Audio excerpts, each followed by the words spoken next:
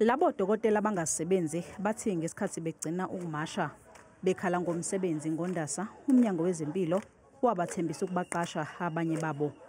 Kodwa-ke bathi namanje akwenzekile lokho. Manje bakholwa ukuthi leli kwakuyisu nje lokubasusa emgwaqeni.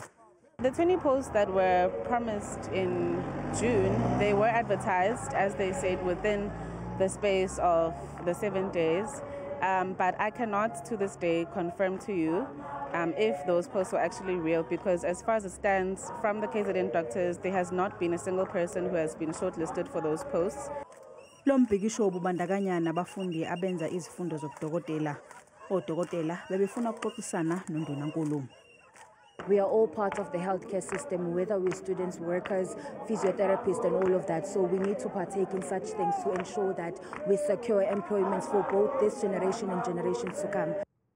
Owengamele ezempilo KwaZulu-Natal, uNomagugu Simelane, uthi izikhala zomsebenzi zaphuma kanti bathola izicelo ezingu-1900.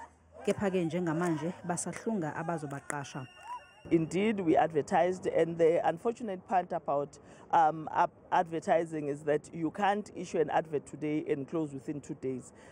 Government has set processes that must be followed, so we needed to wait for that advert to close, and immediately after that we then shortlist. We are busy with the process of shortlisting right now, which we believe will be concluded by tomorrow.